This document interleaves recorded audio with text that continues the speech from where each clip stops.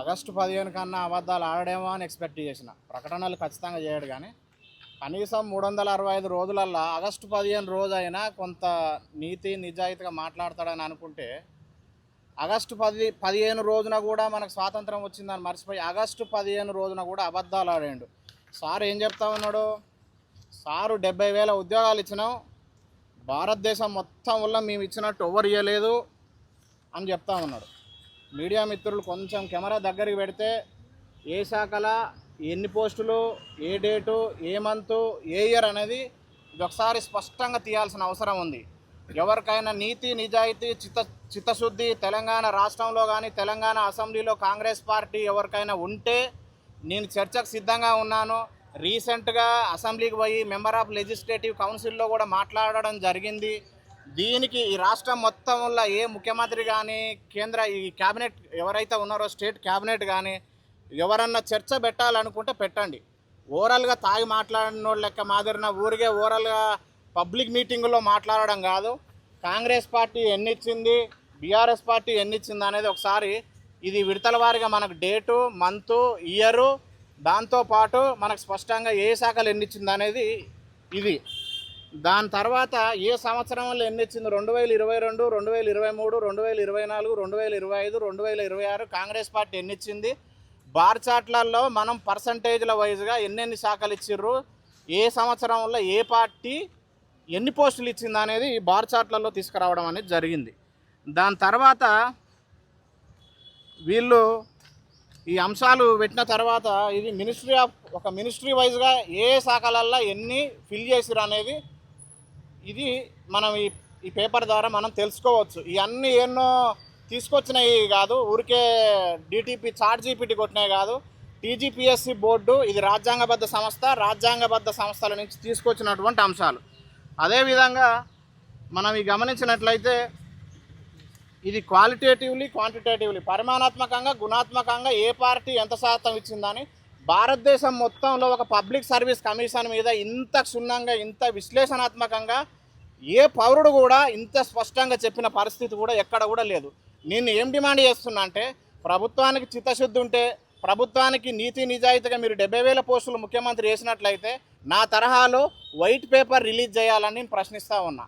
కనీసం ఆగస్టు 15 రోజులు కూడా అబద్ధాలు ఆడొద్దు అనేది మళ్ళీ ఒకసారి రిక్వెస్ట్ చేస్తూ ఉన్నాను.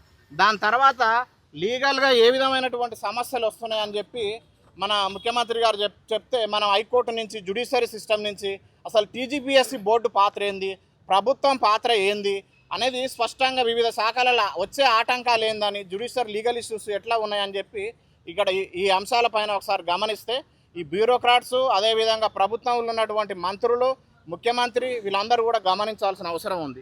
అదేవిధంగా జాబ్ క్యాలెండర్ తీసుకొచ్చిండు. ఇది జాబ్లెస్ క్యాలెండర్, ఓన్లీ ప్రకటనలు చేస్తాడు. బట్టి విక్రమార్క గారు పేరు మాత్రం విక్రమార్కుడు అని పెట్టుకుండు. దాంట్లో 1% అన్న దానికి ఏమన్నా సార్థకత ఉన్నదా అని ప్రశ్నిస్తున్నా. దాని తర్వాత మరి ఈ హామీలు ఇచ్చిర్రు, ఇది ప్రియాంక గాంధీ, రాహుల్ గాంధీ వచ్చి ఇచ్చిర్రు. దాంతోపాటు ఇప్పుడు ఎలాగ చూపించిన అన్నీ కూడా ఇవన్నీ పబ్లిక్ సర్వీస్ కమిషన్ ఇవన్నీ కూడా ఏదో తీసుకొచ్చినాయి కాదు. ఇవన్నీ రాజ్యాంగబద్ధ సంస్థ. ఇండియాలో ఒక్కడు కూడా చేసిన పరిస్థితి లేడు. వీడ సామాన్యంగా ఉన్నారంటే నిరుద్యోగులకు చిత్తశుద్ధి లేదు, లేకపోతే నాలెడ్జ్ లేదు అని కాదు. డిగ్రీ చదవకున్నా, డిగ్రీ పాస్ కాకపోయినా ముఖ్యమంత్రి అయ్యారు. ఈడ నేను 20 వరకు చదువుకున్నా. అభిజిత్ రీసెంట్గా దీప్కే చూసినాం, 25 రోజులలో వచ్చి ఇంత పెద్ద దేశంలో ఆయన ఏం చేయాలనో 25 రోజులలో కథ కంప్లీట్ చేసిండు. ఆడ పార్లమెంట్లో ఒక చట్టం లేదు, ఒక కమిషన్ లేదు, లేకపోతే 2/3 మెజారిటీ లేదు, లేకపోతే 1/3 మెజారిటీ లోక్సభలో లేదు, రాజ్యసభలో లేదు. ఒకసారి చూసినట్టయితే మనం ఒక సెంట్రల్ మినిస్టర్ ఎవరైతే కేంద్ర విద్యాశాఖ మంత్రి ఉన్నారో అతను రిజైన్ చేయడం జరిగింది. ఆయన ఒక అభిజిత్ దీప్కే అనేది నార్మల్ క్యాండిడేట్, ఎంపీ కాదు, ఎమ్మెల్సీ కాదు, ఎమ్మెల్యే కాదు, మినిస్టర్ కాదు, అసలు nothing, just social media. We are in 21st century. Those who are politicians are thinking next ఎలక్షన్లు వచ్చేటప్పుడు గమనించుకోండి, ఈ ఉపన్యాసాలతోని నెక్స్ట్ ఎలక్షన్లో మీ ఆటలు సాగవు అనేది ఈ అభిజిత్ దీప్కే ఏ విధంగానైతే చర్యలు తీసుకుండో అది మీ యొక్క హెచ్చరిక. నెక్స్ట్ తెలంగాణలో కూడా ఆ తరహాలో జరుగుతుంది. భవిష్యత్తులో రేపు వచ్చే గ్రాడ్యుయేషన్ ఎమ్మెల్సీ, అదేవిధంగా జిహెచ్ఎంసీ, అదేవిధంగా లోకల్ బాడీ ఎలక్షన్లలో ఎక్కడైతే ఈ లోకల్ బాడీ ఎంపీటీసీ ఇవన్నీ కూడా ఉన్నాయి. జిహెచ్ఎంసీ ఎలక్షన్లు ఉన్నాయి, ఎస్పెషల్లీ ఈ గ్రాడ్యుయేట్ ఎలక్షన్స్ ఉన్నాయి. సో దానికి తగిన బుద్ధి చెప్తాం అనేది ప్రధాన ఉద్దేశం. ఇవన్నీ కూడా నేను చూపించినట్టు మీదే ప్రభుత్వం కదా, బ్యూరోక్రాట్స్ మీ వాళ్ళే ఎవరు కదా, టీజీపీఎస్సీ బోర్డులో మీ వాళ్ళే ఉన్నారు కదా, రేపు తీసుకొచ్చి చర్చ పెట్టండి, నా మాదిరిన చూపించండి. గతం నుంచి కూడా చూపిస్తున్నా, మనం ఏదన్నా మాట్లాడుతున్నప్పుడు ఆధారం ఉండాలి, ఇంకొని మీద ఆరోపణ చేస్తున్నప్పుడు దమ్ము ఉండాలి. దమ్ము లేకపోతే చెదరు కప్పుకొని ఇట్లా వండుకోవాలి. ఉపన్యాసాలు ఇస్తే nobody is going to tell what you wanted to tell that. Everybody has idea, everybody has reservoir of knowledge. They are not people like here as you told that. మీకు ఎవరో వాట్సాప్లో కింద ఉన్నోడు రాసిస్తారు రేపు మీటింగ్ ఉందంటే ఆడ ఉపన్యాసాలు ఇచ్చేటోడు ఇవ్వలేడు. సో ఇంత క్లియర్గా చెప్పినాం. దాని తర్వాత రెండో అంశానికి వస్తే మనల్ని 30 నెలలకు 3 నెలలకు ఒక రీజన్ పెట్టుకోరు. ఫస్ట్ ప్రభుత్వం వచ్చినాక ఏంది మరి ఉద్యోగాలు వేసే పరిస్థితి లేదంటే ఫస్ట్ 3 నెలలు వచ్చింది ఏంది, కొత్త ప్రభుత్వం అధికారంతో సమన్వయం కావాలని చెప్పి 3 నెలలు ఒక కారణంతో చెప్పిండు. మరి రెండోసారి ఏం సార్ అని మరి నోటిఫికేషన్ ఇప్పటి కూడా వేయలేదా అంటే ఎస్సీ రిజర్వేషన్ రావాలి, ఎస్సీ రిజర్వేషన్ అయిపోయినాక నోటిఫికేషన్లు అన్నాడు. దాని తర్వాత బీసీ రిజర్వేషన్ తీసుకొచ్చి బీసీ రిజర్వేషన్ ఉంది, బీసీ రిజర్వేషన్ అయిపోగానే నోటిఫికేషన్లు అన్నాడు. మరి ఆ బీసీ రిజర్వేషన్లు అయిపోయినాక సార్ మేము ఒక 2-3 ఏళ్ళ నుంచి హాస్టళ్లలో ఫీజులు కట్టలేక భరించలేకపోతున్నాం అని చెప్పి తిరిగితే అరే స్థానిక ఎలక్షన్లు ఉన్నాయి, స్థానిక ఎలక్షన్లు పోగానే నోటిఫికేషన్ అన్నాడు. దాని తర్వాత మళ్ళీ స్థానిక ఎలక్షన్లు అయిపోయినాక మరి ఏంది పరిస్థితి అంటే సిలబస్ కమిటీ చేసినాం, సిలబస్ కమిటీ మార్చాలా అని చెప్పి అలా ఒక 3 నెలలు సమర్పయామి అనిపించారు. దాని తర్వాత శాంతికుమారి కమిటీ నివేదిక అని చెప్పి శాంతికుమారి ఫార్మర్ సిఎస్గా పనిచేసిన మేడం అధ్యక్షతన తీసుకొచ్చారు. ఆ కమిటీ నివేదికలు ఎక్కడ పోయినా దాని తర్వాత వివిధ శాఖల ఖాళీలను భర్తీ చేసి ప్రభుత్వానికి నివేదికలు సమర్పించాలంటే 3 సంవత్సరాల నుంచి అది ఇంకా కూడా ప్రాసెస్ అనేది జరుగుతూ ఉన్నది. దాని తర్వాత టీజీపీఎస్సీ సంస్కరణలు అని చెప్పారు. దాని తర్వాత జాబ్ క్యాలెండర్ అని చెప్పారు. ఇక మళ్ళీ సిపాయిలు వీళ్ళు అదరు పైకు బేడకు రాజకీయాలు చేసుకుంటాడు, వీళ్ళు ప్రింట్ మీడియాలో ఎలక్ట్రానిక్ మీడియాలో ఇదిగో ఫారెస్ట్ బీట్ ఆఫీసర్, ఇదిగో జెన్కో, ఇక్కడ చూస్తే గ్రూప్ 1, ఇక్కడ చూస్తే గ్రూప్ 2 అని ఈ అన్ని చిల్లర మాటలు మానుకుంటే బాగుంటుంది. ఇంత స్పష్టంగా ఇండియాలో కానీ ఇక్కడ కానీ ఎవడన్నా మాట్లాడేటోడు ఉంటే దమ్ముంటే అది క్యాబినెట్ నుంచి ఒక మినిస్టర్ అయినా ఇంత చిత్తశుద్ధితో పేపర్తో ఓవరాల్గా మాట్లాడాలంటే నథింగ్. నీకు దమ్ముంటే పేపర్లు తీసుకొని రావాలి. దాని తర్వాత మొదటి సంవత్సరంలో 2 లక్షల ఉద్యోగాలు అని చెప్పి వాళ్ళు మనకు జాబ్ క్యాలెండర్లు చెప్పారు. ప్రధానమైన అంశాలు ఏంటి ఇక్కడ, మొదటి ఏడాదిలోనే 2 లక్షల ప్రభుత్వ ఉద్యోగాలు భర్తీ చేస్తామని చెప్పారు. అది కాల. ఎందుకు చెప్తున్నంటే మాట తప్పని మడమ తిప్పని కాంగ్రెస్ ఎవరైతే సోనియా గాంధీ కుటుంబం వాళ్ళు చెప్పి రాహుల్ గాంధీ, ప్రియాంక గాంధీ వాళ్ళు మాట తప్పరు మడమ తిప్పరు అని చెప్పారు.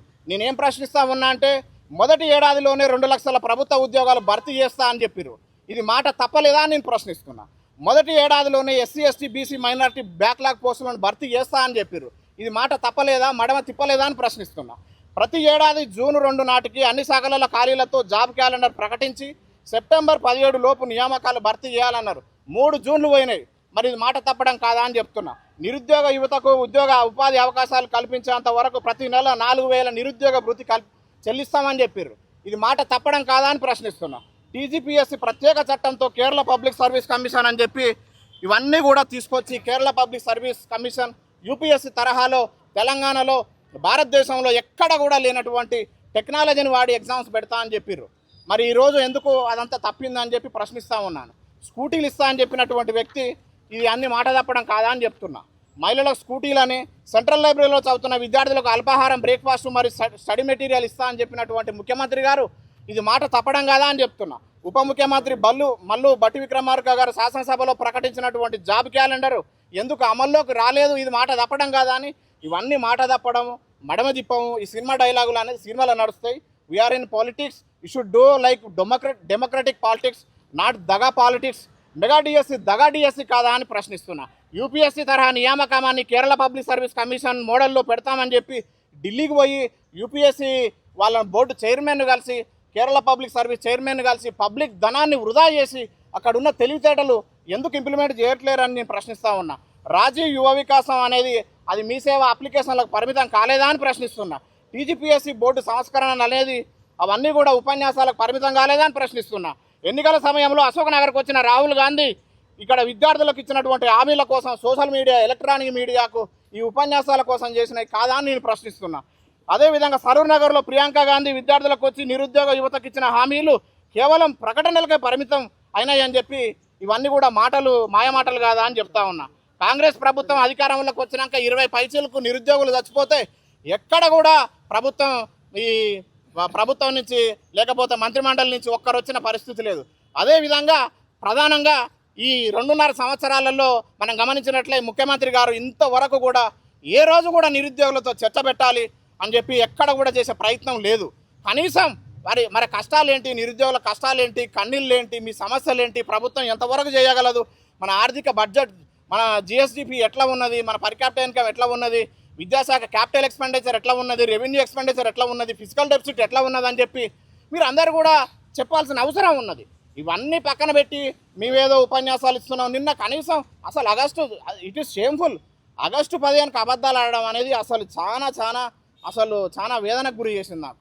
కనీసం ఆ రోజైనా కొంచెం నిజాలు మాట్లాడితే ఆ తెలంగాణకు కొంత విలువగా ఉండేదనేది ప్రధాన ఉద్దేశం. సో ఫైనల్గా సమ్మరీ ఏంటంటే ఇవన్నీ కూడా నేను ఏ విధంగా చూపించున్నా ముఖ్యమంత్రి గారు చూపించగలరా, కాంగ్రెస్ పార్టీ చూపించగలదా? ఈరోజు స్టేట్లో నిరుద్యోగులందరూ కూడా గందరగోళానికి గురవుతూ ఉన్నారు.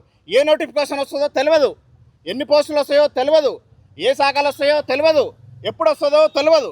సో దయచేసి ఇవన్నీ కూడా ఏ శాఖలో ఎప్పుడు, ఏ గ్రూప్ 1 ఎప్పుడు, గ్రూప్ 2 ఎప్పుడు, విద్యాశాఖల ఏ మోడల్ స్కూళ్ళు, గురుకులాలు, జేఎల్లు, డిఎల్లు ఇవన్నీ కూడా ఒక ప్రకటన చేయాలి. టీజీపీఎస్సీ బోర్డు చైర్మన్ అదేవిధంగా ప్రభుత్వం నుంచి ప్రకటన చేసి వీళ్ళు గందరగోళానికి గురి కాకుండా ఫీజులు కూడా తక్కువ చేసుకోవాలి. 1000 మంది అంటే దగ్గర ఇదే 100 కోట్లు అవుతుంది. 10 లక్షల అప్లికేషన్లు వస్తాయి, 100 కోట్లు. ఈరోజు టెట్టు పెట్టి కూడా దగ్గర 150 కోట్లు ప్రభుత్వానికి వచ్చింది, కానీ డిఎస్సి మాత్రం నిరుద్యోగులకు రాలే. అంటే నిరుద్యోగులు ప్రభుత్వానికి హెల్ప్ చేస్తురా, ప్రభుత్వం సంక్షేమం కోసం వీళ్ళు హెల్ప్ చేస్తురా అనేది కూడా గమనించాల్సిన అంశాలు. సో ఫైనల్గా ఏంటంటే దయచేసి ఇప్పటికైనా వేగిరనే 3 సంవత్సరాలు అయిపోయింది. చేయకపోతే మాత్రం భవిష్యత్తులో రేపు వచ్చే ఎలక్షన్లు ఏ విధంగా ఢిల్లీలో జంతర్ మంతర్లో ఏ 2/3 ఏ 1/3 ఏ లోక్సభ రాజ్యసభ పార్లమెంటు ఏ విధంగా లేకుండా ఏ విధంగా రాజీనామా చేసినామో ఈ ప్రభుత్వానికి తగిన బుద్ధి చెప్పి ఏ ఒక్కరి దగ్గర కూడా మీకు ఎమ్మెల్సీలో కానీ ఎక్కడ కానీ డిపాజిట్లు వచ్చే పరిస్థితి ఉన్నదని హెచ్చరిక చేస్తూ వాళ్ళందరూ కూడా క్రమ పద్ధతిలో నోటిఫికేషన్లు వేయాలనేది విజ్ఞప్తి చేస్తున్నాం.